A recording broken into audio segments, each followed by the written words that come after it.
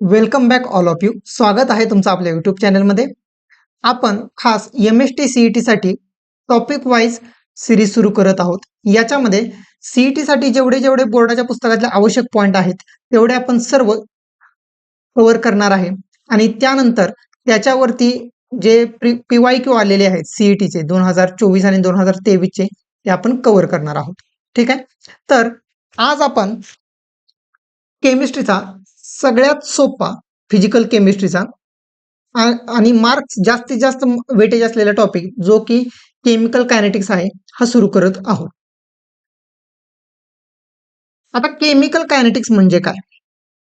Kinetics कायनेमॅटिक्स हे कशाचे आपण रिलेटेड करतो? स्पीडशी. स्पीड किंवा याला आपण काय म्हणतो? रेट. ठीक आहे. आता केमिकल कायनेटिक्स म्हणजे काय? एखादी केमिकल रिॲक्शन किती फास्ट होते किंवा किती स्लो होते हे सांगणं म्हणजे केमिकल कायनेटिक्स एक्सप्लेन करणं. खाली डेफिनेशन दिले बघा. Chemical kinetics is branch of physical chemistry which involves study of rate and mechanism of chemical reactions and factors affecting on the rate of chemical reaction like temperature, pressure आणि catalyst. म्हणजे काय? समजा एखादी reaction आहे, for example KClO3 चं decomposition होतंय आणि आपल्याला KClO आणि ऑक्सिजन मिळतोय. एखादी केमिकल रिॲक्शन आहे, कन्सिडर दिस रिॲक्शन. आणि ही रिॲक्शन किती फास्ट होत्या हे सांगणं. ओके, या रिॲक्शनचा रेट सांगणं म्हणजे केमिकल कायनेटिक्स एक्सप्लेन करणं. केमिकल कायनेटिक्स मध्ये अजून कोणकोणते पॉईंट एक्सप्लेन करू शकतो किंवा कन्सिडर करू शकतो आपण? ही रिॲक्शन होत असताना ह्याच्यावर टेम्परेचरचा काय परिणाम होऊ शकतो? त्यानंतर कॅटलिस्ट, ही रिॲक्शन बरीचशी फेमस आहे, तुम्ही बोर्डाला अभ्यास पण केला असेल. MnO2 नावाचा कॅटलिस्ट इथं वापरला जातो, मॅग्नीज डायऑक्साईड. बरोबर, कोणता? Manganese dioxide. तर या कॅटलिस्टचा याच्यावर काय परिणाम होतो? ओके. त्यानंतर जर गॅसियस रिॲक्टंट असतील किंवा गॅसियस प्रोडक्ट असतील तर अशा केसमध्ये प्रेशरचा काय परिणाम होतो हे आपण या केमिकल कायनेटिक्स या टॉपिकमध्ये शिकणार आहोत. ओके. सुपरफिशियली शिकतोय, इम्पॉर्टंट पॉईंट्सला आपण टच करत जाणार आहे जेणेकरून कमी वेळेत तुमची व्यवस्थित रिव्हिजन होईल. ठीक आहे. केमिकल कायनेटिक्सचा अर्थ कळला का? केमिकल कायनेटिक्स म्हणजे केमिकल कायनेटिक्स मध्ये आपण काय काय शिकतो? रिॲक्शनचा रेट शिकतो आणि त्या रिॲक्शनच्या रेटवर अफेक्ट करणारे फॅक्टर शिकतो, temperature, pressure, catalyst etcetera. Okay. याच्यानंतर आपण रिॲक्शनला क्लासिफाय करतो डिपेंडिंग अपॉन किती रिॲक्शनचा रेट आहे. ओके, म्हणजे एखादी रिॲक्शन खूप फास्ट होत असेल तर त्याला म्हणायचं फास्ट रिॲक्शन, एखादी रिॲक्शन खूप स्लो होत असेल तर त्याला म्हणायचं स्लो रिॲक्शन, आणि एखादी रिॲक्शन मॉडरेटली स्लो आहे, ओके, ज्या रिॲक्शन आपण स्टडी करतो त्याला म्हणायचं मॉडरेटली स्लो रिॲक्शन. आता फास्ट रिॲक्शनचं उदाहरण द्यायचं झालं, समजा आपण एखादी आयनिक रिॲक्शन कन्सिडर केली. कोणती रिॲक्शन? आयनिक रिॲक्शन. आयोनिक रिॲक्शन म्हणजे काय? समजा एखादी ऍसिड बेस रिॲक्शन आहे, HCl ऍसिड घेतलं आणि NaOH बेस घेतलं. ओके, तर लगेच आपल्याला NaCl म्हणजे सॉल्ट प्लस वॉटर मिळतं, न्यूट्रलायझेशन रिॲक्शन मिळते. ही आयोनिक रिॲक्शन आहे. आयोनिक का? H plus Cl minus ions आहेत, Na plus OH minus ions आहेत. पाण्यात पडले की आयन्स डिसोसिएट होते, त्या आयनची एक्सचेंज होते आणि रिॲक्शन होते. म्हणून याला काय म्हणतो आपण? आयनिक रिॲक्शन. त्यानंतर अजून एखादं एक्झाम्पल घ्यायचं झालं तर एक्सप्लोजन. आपण दिवाळीला फटाके फोडतो, बरोबर. फटाक्याला आग लावल्यानंतर, त्याला पेटवल्यानंतर ह्या दिवाळीला लावलेला फटाका पुढच्या दिवाळीला फुटतो का? नाही, लगेच काही सेकंदामध्ये तो फुटतोय. ओके, तर त्याला काय म्हणतो आपण? Fast reaction. म्हणजे ह्या रिॲक्शन अतिशय फास्ट असतात.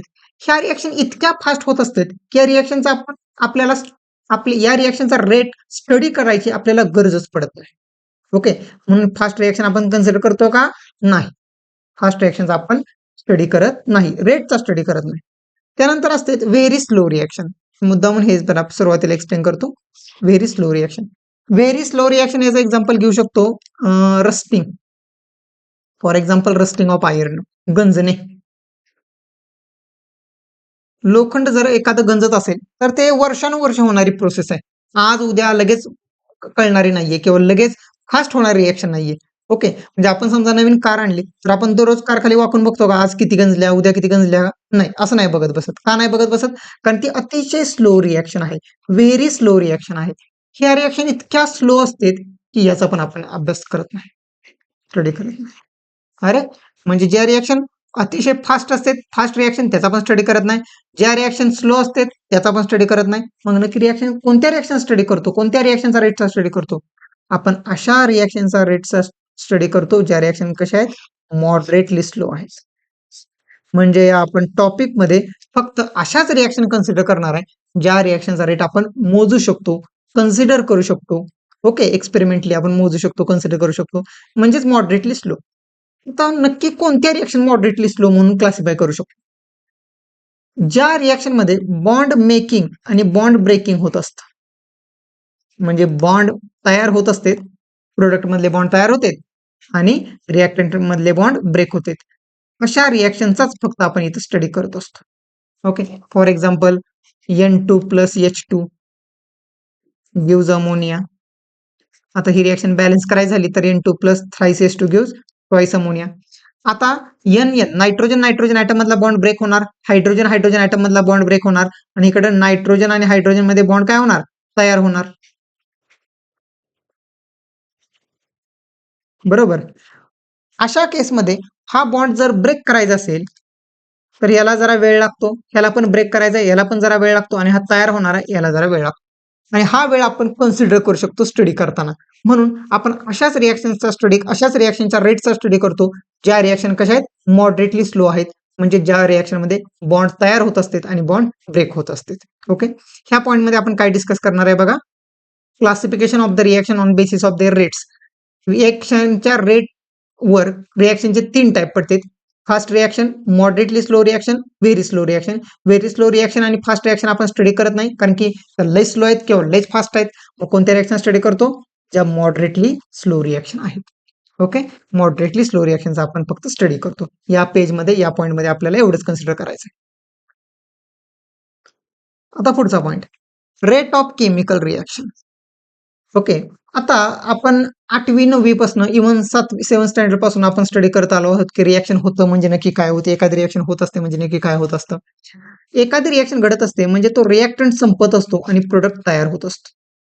ओके, म्हणजे सुरुवातीला रिॲक्टंट भरपूर असतो, प्रोडक्ट काहीच नसतो, त्याला टाइम 0 मानूया, जस्ट रिॲक्शन सुरू झाली. Time is equal to T1 घेऊया, तेव्हा रिॲक्टंट जरासा संपतो आणि प्रोडक्ट जरासा तयार होतो, त्या प्रमाणात depending upon their balanced coefficient. आणि time t is equal to infinity घेऊया, भरपूर वेळ झाला, रिॲक्टंट पूर्णपणे संपला आणि प्रोडक्ट पूर्णपणे काय झाला, तयार झाला. आता याच्याकडे जर बघितलं तर जसं टाइम पुढे जाते तसं रिॲक्टंटचं कॉन्सन्ट्रेशन कमी होत जाते, परंतु त्याच टाइम इंटरव्हलमध्ये प्रोडक्टचं कॉन्सन्ट्रेशन काय होत जातंय, वाढत जाते. अरे, म्हणजे रिॲक्शनचा रेट सांगणं म्हणजे नक्की काय सांगणं, जो पदार्थ कमी होतोय तो किती स्पीडनं कमी होतोय, किंवा जो पदार्थ तयार होतोय तो किती स्पीडनं तयार होतोय, हे सांगणं म्हणजे रिॲक्शनचा रेट सांगणं. ओके, म्हणजे कॉन्सन्ट्रेशन सुरुवातीला याचं रिॲक्टन्सचं जास्त आहे, नंतर कमी होत जातंय, नंतर 0 होतंय. प्रोडक्टचं सुरुवातीला 0 आहे, नंतर जरा वाढत जातंय, नंतर खूप जास्त वाढतंय. म्हणजे रिॲक्शनचा रेट सांगणं म्हणजे रिॲक्शनमध्ये नक्की काय होतंय ते सांगणं आणि त्याला टाइम लिमिट देणं म्हणजेच रेट म्हणतो आपण. तर याला काय, साध्या भाषेत सांगायचं झालं तर रिॲक्टंट किती स्पीडनं संपतोय किंवा प्रोडक्ट किती स्पीडनं वाढत जातोय हे सांगणं म्हणजे रिॲक्शनचा रेट सांगणं. ओके, किती स्पीडनं कमी होतोय, किती स्पीडनं वाढतोय, काय वाढतंय, काय कमी होतंय, रिॲक्टंट वाढतोय का रिॲक्टंट कमी होतोय, प्रोडक्ट वाढतोय, नक्की काय त्याच्यामध्ये चेंज होतोय, तर त्याच्या कॉन्सन्ट्रेशन मध्ये चेंज होत असतो. रिॲक्टंटचं प्रमाण कमी होत जातं, प्रोडक्टचं प्रमाण वाढत जातं. लक्षात. तर आता बघा definition, the rate of a chemical reaction is defined as change in concentration of reactant or product per unit time.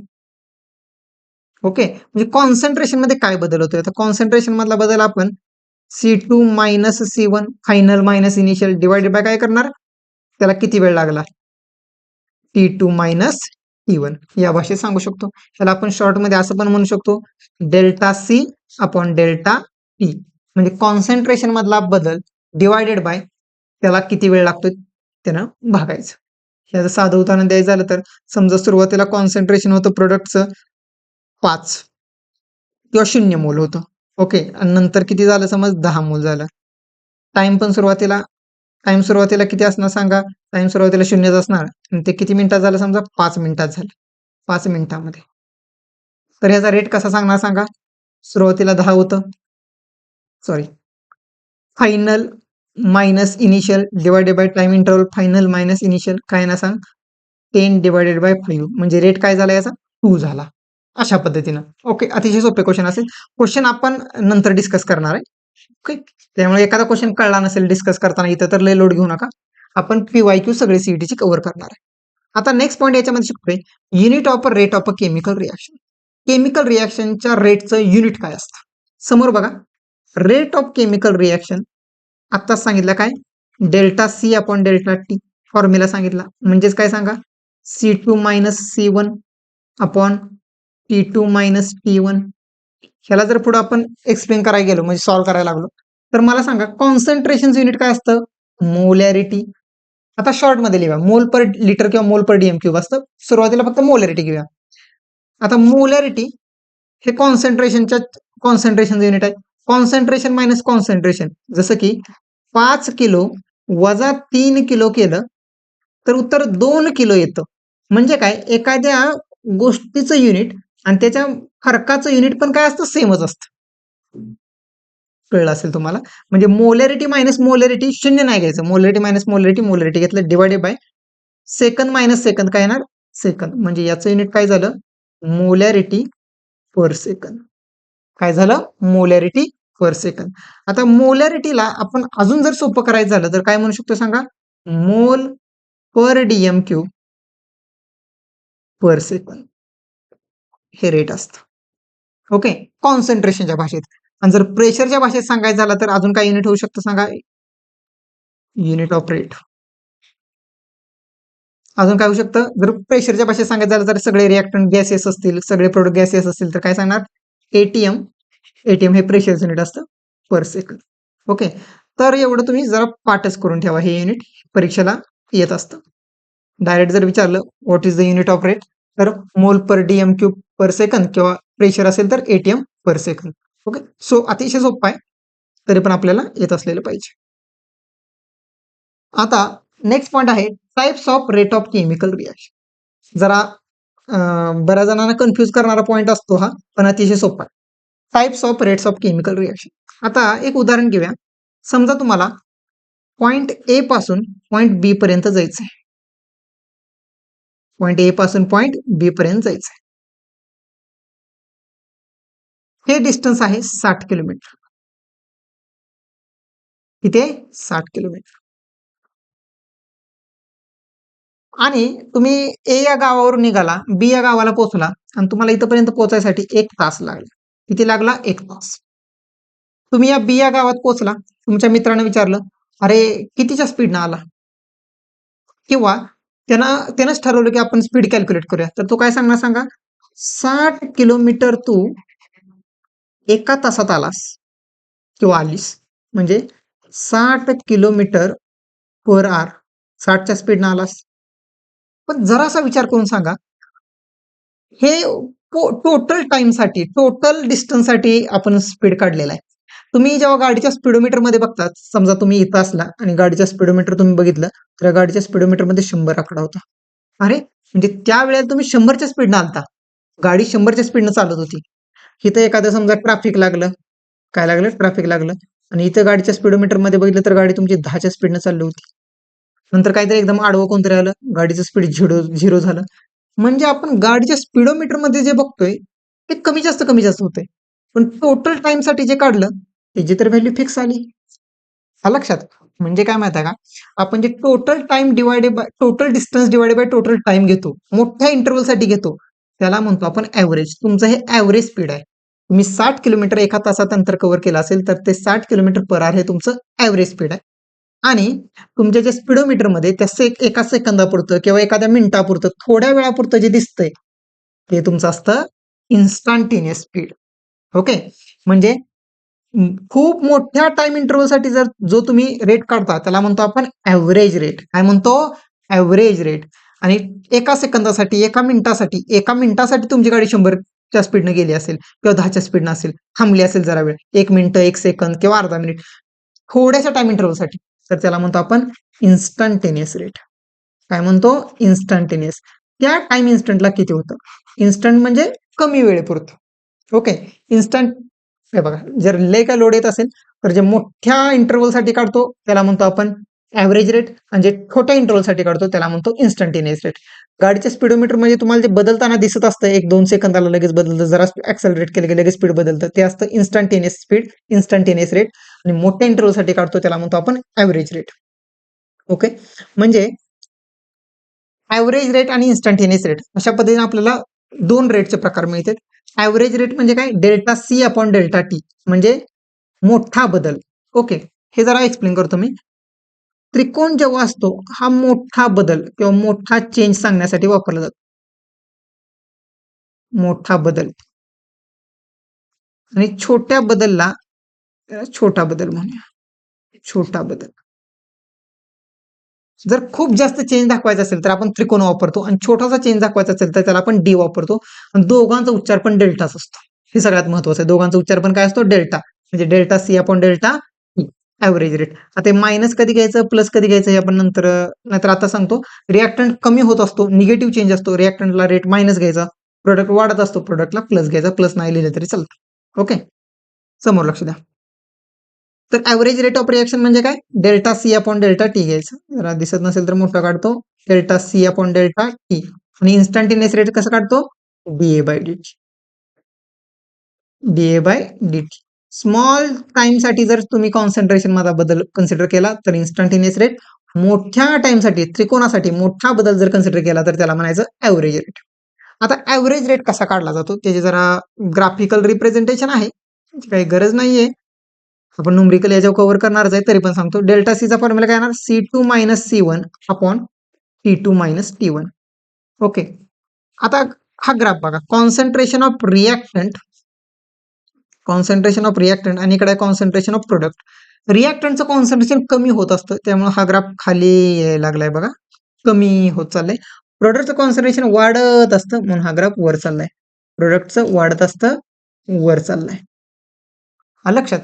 आता final minus initial divided by final time minus initial time आपल्याला ॲव्हरेज रेट मिळणार. Instantaneous rate कसा काढायचा, हा चांगला question आहे बघा. Instantaneous rate, समजा तुम्ही रिॲक्टंटच्या कॉन्सन्ट्रेशनचा ग्राफिकल रिप्रेझेंटेशन केलं, म्हणजे ग्राफ काढला with respect to time. Concentration काय होत असते, कमी कमी कमी कमी कमी होत असते. तुम्हाला या टाइम इंटरव्हलसाठी काय काढायचं आहे, इन्स्टंटेनियस रेट काढायचा आहे. तर काय करायचं, त्या टाइम इंटरव्हलसाठी ज्या टाइम इंटरव्हलसाठी तुम्हाला इन्स्टंटेनियस रेट काढायचा आहे तिथून लाईन एक्स्ट्रापोलेट करत जायचं, आणि कर्वला इंटरसेक्ट करणारी किंवा टच करणारी एक टँजंट काढली. काय काढली तुम्ही, टँजंट. आणि ह्या टँजंटचा जो स्लोप असतो, काय असतो, स्लोप, त्यालाच काय म्हणतो आपण, इन्स्टंटेनियस रेट. ह्याच्यावरती जास्त क्वेश्चन येत नाहीत आणि क्वेश्चन कन्सिडर करायची गरज पण पडत नाही. तर लक्षात ठेवा, रिॲक्शनच्या, ओके, साध्या भाषेत सांगायचं झालं तर रिॲक्शनचे रेट 2 प्रकारचे असतात. प्रत्येक पॉईंट झाल्यानंतर मी असं जे लक्षात ठेवायचं आहे ना ते जरा रिवाइज करून देतो तुम्हाला. रिॲक्शनचे रेट 2 प्रकारचे असतात, instantaneous rate, average rate. Average rate मोठ्या टाइम इंटरव्हलसाठी असतो, इन्स्टंटेनियस रेट छोट्या टाइम इंटरव्हलसाठी असतो. ॲव्हरेज रेट मोठ्या टाइम इंटरव्हलसाठी, इन्स्टंटेनियस रेट छोट्या टाइम इंटरव्हलसाठी. ॲव्हरेज रेट डेल्टानं दाखवतो, त्रिकोणानं दाखवतो, आणि इन्स्टंटेनियस रेट स्मॉल डी ने दाखवतो. ओके, रिॲक्टंट असतील तर मायनस घ्यायचं, प्रोडक्ट असतील तर प्लस घ्यायचं. ठीक आहे, अशा पद्धतीने हा पॉईंट कव्हर केलेला आहे आपण. आता नेक्स्ट पॉईंट स्टडी करूया. हा असा पॉईंट आहे ना जो तुम्ही पाठच करून ठेवायचा. त्याचं एक्सप्लेनेशन आपण देऊ शकतो, बोर्डाच्या पुस्तकात नाहीये तरी पण मी एक्सप्लेन करू शकतोय, पण त्याची गरज नाहीये. हे तुम्ही बोर्डाला क्वेश्चन पण या पद्धतीने सॉल्व्ह केले असतील, आणि या पॉईंटवर किमान एक तरी क्वेश्चन तुम्हाला सीईटीला बघायला मिळणारच. Relationship between rate of reactant, rate of product आणि रेट ऑफ रिॲक्शन. आता इथं एक रिॲक्शन कन्सिडर केल्या बघा, A plus B give C plus D, सगळ्यात फेमस रिॲक्शन असते. ओके, मी नेहमी हेच घेतो.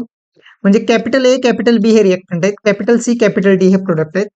ओके, स्मॉल ए स्मॉल बी स्मॉल सी आणि स्मॉल डी हे एबीसीडीचे, म्हणजे कॅपिटल रिॲक्टंट कॅपिटल प्रोडक्ट लिहिलेत आपण, ए बी आणि सी डी. ओके, त्यांचे कोइफिशियंट आहेत. म्हणजे रिॲक्शन कसे, बॅलन्स्ड केमिकल इक्वेशन आहे. रिॲक्शन बॅलन्स करून आपल्याला हे मिळाले. आता प्रत्येक पदार्थाचा वैयक्तिक एक रेट असतो आणि रिॲक्शनचा रेट पण असतो.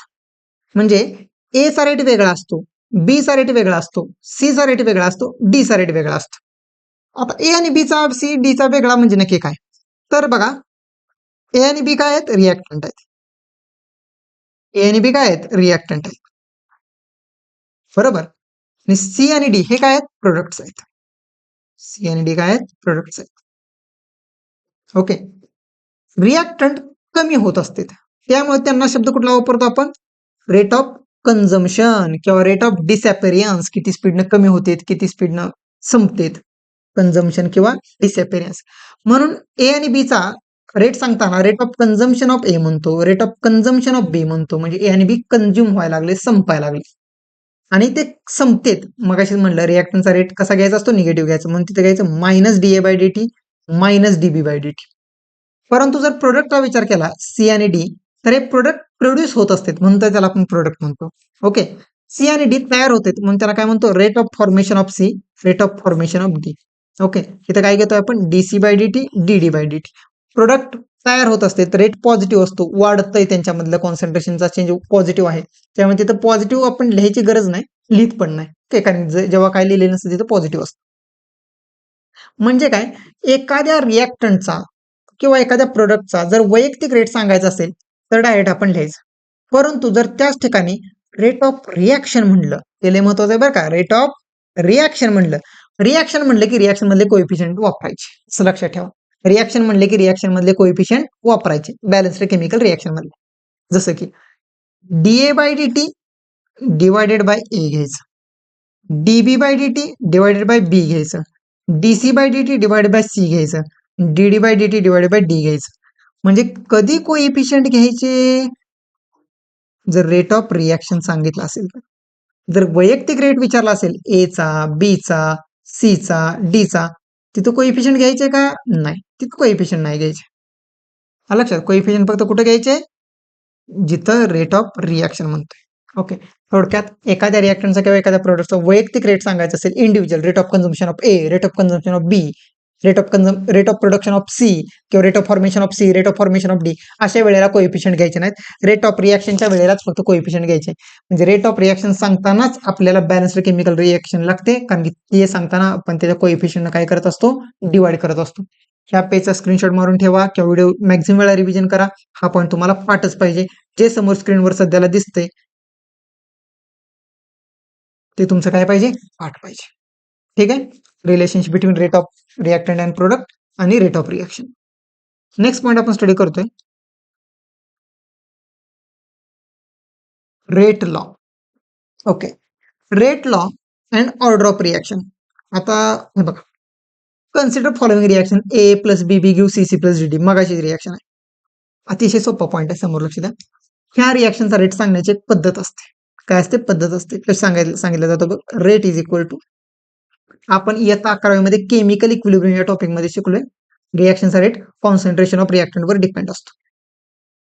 तर इथं रेट इज इक्वल टू के घ्यायचं असतं. कॉन्सन्ट्रेशन ऑफ ए आणि कॉन्सन्ट्रेशन ऑफ बी, म्हणजे कॉन्सन्ट्रेशन ऑफ रिॲक्टंट घ्यायचं असतं. ए ची काहीतरी पॉवर समज एक्स केली, बी ची पॉवर काहीतरी वाय केली, काहीतरी पॉवर मिळाली आपल्याला, एक्सपेरिमेंट करून व्हॅल्यू मिळाली. याला म्हणायचं असतं रेट लॉ. संपला पॉईंट. याला काय म्हणायचं असतं? Rate law. अरे, रेट लॉ म्हणजे काय? रेट लॉ म्हणजे काय?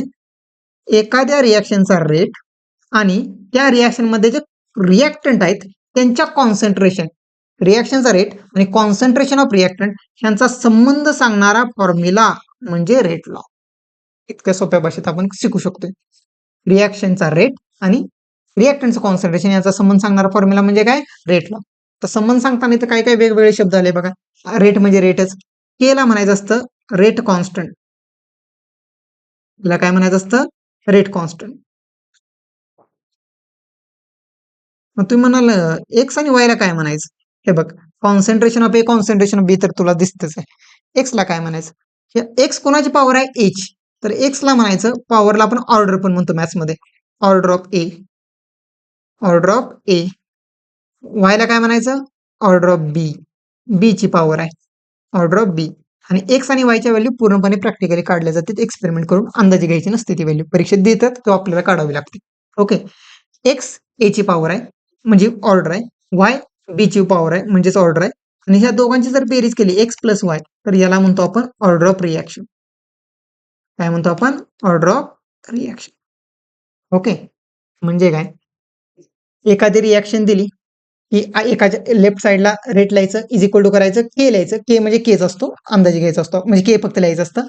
कॉन्सन्ट्रेशन ऑफ रिॲक्टंट लिहायचं, त्यांची पॉवर काहीतरी लिहायची, एक्स वाय, वाय झेड काही पण लिहू शकता आपण, जसा एक्स आणि वाय घेतो. ओके, अशा पद्धतीने कोणती रिॲक्शन अशी दिली की तुम्ही त्याचा याचा अशा पद्धतीने याचा रेट लॉ डिफाईन करू शकता. Rate is equal to K into A raise to X B raise to Y, याला म्हणायचं असतं रेट लॉ.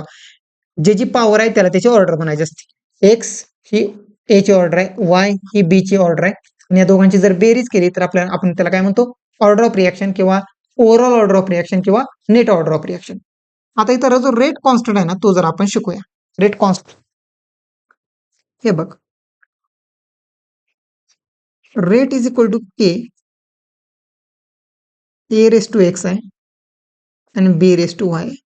जर आपण कॉन्सन्ट्रेशन ऑफ ए 1 घेतलं, 1 मोलार घेतलं, कॉन्सन्ट्रेशन ऑफ बी पण जर 1 मोलार घेतलं, समोर लक्ष दे, अतिशय सोपी कन्सेप्ट आहे. तर आपल्याला काय मिळते बघ, 1 ची पॉवर 1, बी ची म्हणजे रेट इज इक्वल टू काय होणार, के होणार. अरे एच्या ठिकाणी 1 घेतलं, बीच्या ठिकाणी 1 घेतलं, त्याची पॉवर काही जर घेतली तरी 1 1 व्हॅल्यू मिळणार, म्हणजे आपल्याला रेट इज इक्वल टू काय मिळणार, के मिळणार. म्हणून काय म्हणलं जातं बघा, रेट कॉन्स्टंट काय असतं बघा, रेट कॉन्स्टंट किंवा इथं सांगतो, सॉरी सीईटीचं लेक्चर आहे. रेट कॉन्स्टंट हा रेट ऑफ रिॲक्शन असतो, कळते, रेट कॉन्स्टंट हा रेट ऑफ रिॲक्शन असतो, पण केव्हा, जेव्हा कॉन्सन्ट्रेशन ऑफ रिॲक्टंट 1 मोलार असतं किंवा युनिट असतं, एक असतं. रेट कॉन्स्टंट म्हणजेच रेट ऑफ रिॲक्शन केव्हा, जेव्हा कॉन्सन्ट्रेशन ऑफ रिॲक्टंट युनिट असतं म्हणजे 1 असतं. ओके, आता the value of rate constant depends upon, ही जी के ची जी व्हॅल्यू आहे, रेट कॉन्स्टंट म्हणजे काय, के, ही नक्की कशावर डिपेंड असते, temperature of the reaction. As temperature increases rate constant also increases. चॅप्टरच्या एंडला हा पॉईंट आपण डिस्कस करणार आहे, फक्त सध्याला पाठ करून ठेवा. टेम्परेचर वाढलं, के वाढतो, रिॲक्शनचा रेट वाढतो. Okay, value of rate constant also depends upon presence of catalyst. Catalyst add केल्यामुळं पण के चेंज होतो.